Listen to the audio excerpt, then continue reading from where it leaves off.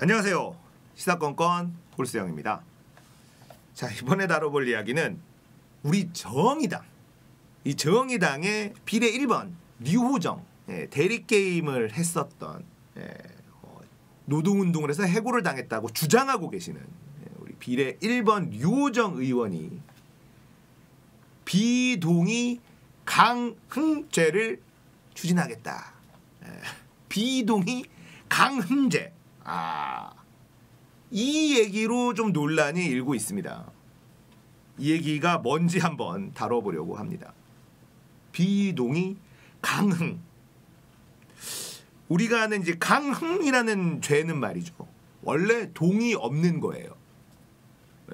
동의를 하고 강제로 뭐 이럴 수는 없지 않습니까?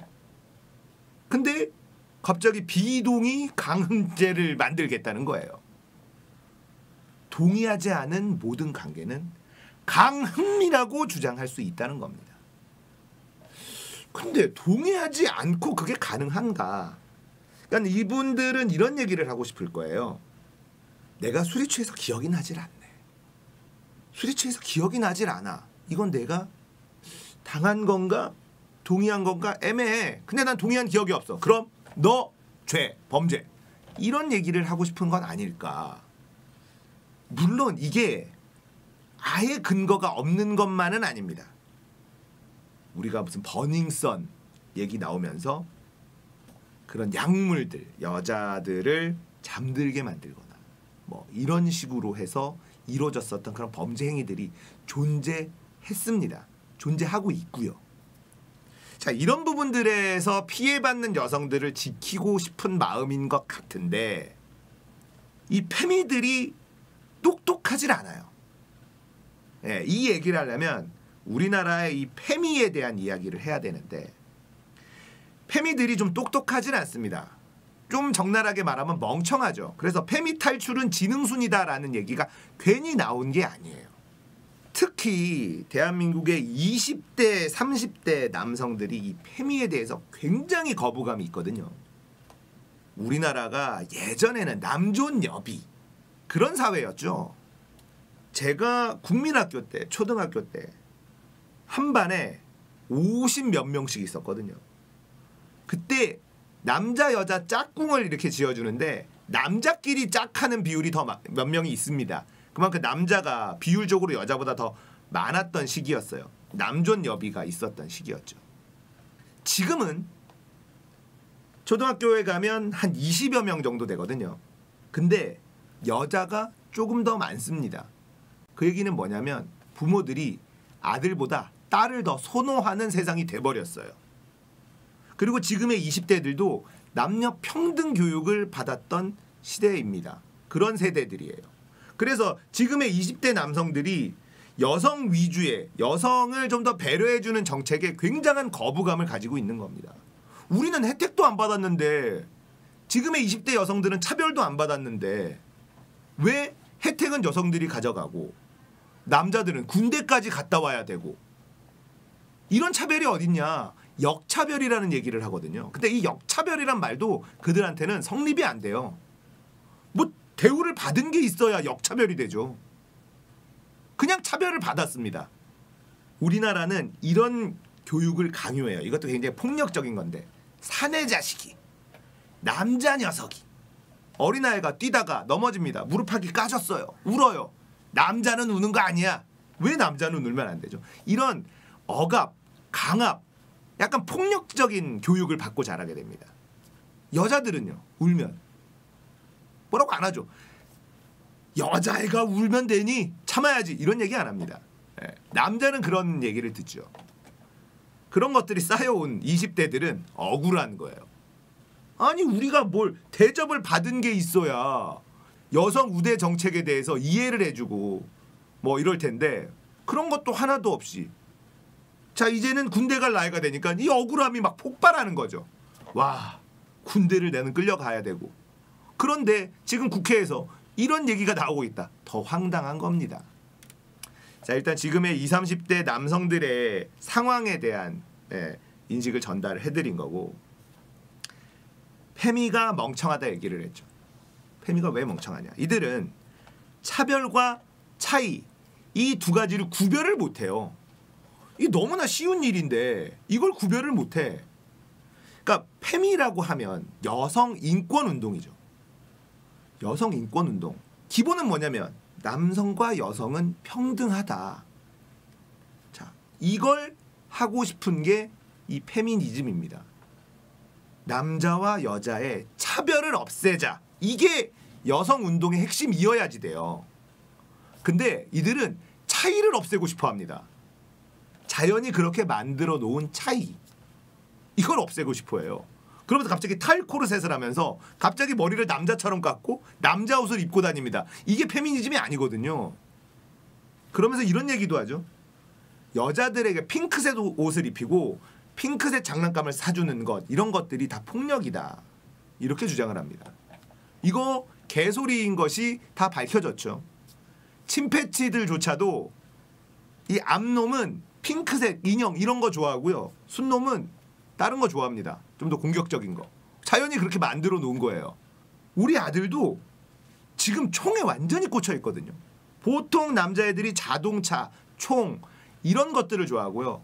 여자아이들은 인형, 핑크색 이런 것들을 좋아합니다. 어른들이 막 일부러 입히는 게 아니라 지들이 골라요. 그런 걸 좋아한다고요. 자연이 그렇게 만들어 놨어요. 이건 차이죠. 이걸 억지로 똑같이 만들려고 합니다. 이게 페미예요. 자, 우리가 대형 마트에 캐셔를 합니다. 남자가 여자보다 돈을 더 받아요? 이건 차별입니다. 이건 똑같이 줘야죠. 같은 일이니까. 남자든 여자든 똑같이 잘할 수 있는 일이기 때문에, 똑같이 할 수 있는 일이기 때문에 당연히 여기에서 급여는 똑같아야 돼요. 이런 것들은 차별이죠. 만약에 급여가 다르다면. 이거는 바로 잡아주는 게 맞아요. 그런데 조선소 같은 데 가볼까요? 여자보다 남자들이 압도적으로 많습니다. 왜냐하면 일이 굉장히 물리적으로, 육체적으로 힘들어요. 힘이 많이 필요한 일입니다. 위험하기도 하고요. 여기에 남자들이 많이 갑니다. 남자들을 주로 뽑죠. 왜냐하면 완력이 필요한 일들이 많기 때문에. 이걸 차별이라고 주장할 수 있나요? 왜 조선소는 여자를 뽑지 않느냐? 이건 얘기할 수 없는 거예요. 왜냐? 남자와 여자의 차이가 있기 때문에 그렇습니다. 다르기 때문에. 자, 네일샵 같은 거 한번 볼까요? 네일샵에 남자들이 손질해주는 거 보신 적 있나요? 대부분 여자입니다. 손님들이 대부분 여자이기 때문에 남자보다는 여자를 더 선호하는 것일 수도 있겠고, 손톱 관리에 관심이 남자들은 거의 없어요. 왜? 원래 그렇게 태어났으니까. 손톱에 신경 쓰는 남자들도 있겠죠. 근데 대다수의 남자들은요, 손톱이 기냐 짧으냐의 문제지 여기 깨끗하냐 어떤 색을 바르느냐 별 관심 없습니다.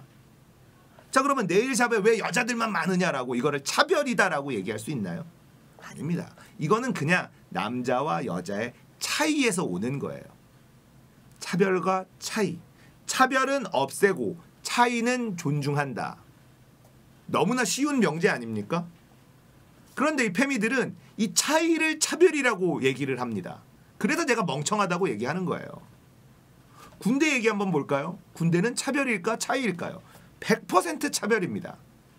여자들도 군대에서 할 일이 있고 군대가 아니라 하더라도 제2보충역, 공익근무 요원 같은 것으로 남자와 여자 똑같이 국방의 의무를 질 수 있습니다. 그런데 여자들은 국방의 의무를 지지 않죠. 이건 100% 명백한 차별이 맞아요. 그러니 이 차별의 균형을 좀 맞추기 위해서 군 가산점 제도를 도입하자. 이거는 충분히 제기할 수 있는 주장이에요. 차별에 대한 균형을 맞추자는 얘기니까. 근데 반대합니다. 그건 싫대. 이래서 페미들이 멍청하다는 겁니다. 분명히 자기들이 받고 있는 혜택이 있음에도 불구하고 그건 아몰랑하고, 차이에 대해서 이걸 차별이라고 막 빽빽 주장을 하니까 멍청하다고 얘기하는 거예요. 남자가 잘하는 일, 여자가 잘하는 일 따로 분명히 존재합니다. 왜? 자연이 그렇게 만들어 놨으니까요. 이 차이가 있으니까 그렇습니다. 자, 왜 페미가 멍청한지에 대해서 한번 또 짚어봤어요. 제가 말씀드린 이 명제, 차별은 없애고 차이를 존중하자, 이것만 지키면 건강한 여성 운동이 될 수 있습니다. 이 차별적인 부분에만 집중하면 말이죠. 예. 남자들도 이 부분에 대해서 이의를 제기하기 어려워요. 차별 없애자는데 누가 이의를 제기합니까? 예. 말이 안 되죠. 그래서 이 차별 철폐에만 집중하는 여성 운동이 진짜 여성 운동이라고 보시면 돼요. 대부분은 이 차이를 차별이라고 우기고 있는 게 지금의 전 세계적인 이 페미의 문제다라고 보시면 됩니다. 자, 다시 류호정 의원으로 넘어가 볼까요? 비동의 강흥죄. 예. 이 법안을 추진하고자 하는 이유는 알겠으나 이 법안이 만약에 통과된다면 억울한 피해자가 나올 확률이 매우 높다라는 것 정도는 인지하고 있어야죠. 이런 사례가 나올 수도 있습니다. 수틀렸다고 부부 사이에 비동의 강흥죄를 적용해서 나 동의하지 않았는데 내 남편이 나에게. 이런 일이 나오지 말라는 법이 없지 않습니까? 그리고 언제든지 수틀리면 여자가 나는 동의하지 않았다라고 주장하는 순간 남성은 그냥 범죄자가 될 수 있다는 거예요. 그럼 이걸 어떻게 막아줄 건지에 대한 고민이 들어가야죠. 자, 이 법안이 나오게 된 이유에 대해서 제가 처음에 설명을 해드렸죠. 예, 클럽이나 이런 데에서 술이 많이 취한 상태, 이런 상태에서 이뤄지는 행위들, 이런 것들에서 피해자가 발생하고 있기 때문에 분명한 것. 피해자가 존재하기 때문에 이런 법안을 추진하는 것에 대해서 설명을 드렸습니다. 그런데 이 법안이 만약에 통과가 돼서 진짜 입법이 된다면 피해자를 지키는 것보다 엉뚱한 피해자를 만들 확률이 매우 높다. 이걸 어떻게 막을 것인지 고민이 들어가야 됩니다. 정의당이 이런 고민을 할까? 안 할 겁니다. 페미들이 멍청하다고 말씀드렸잖아요.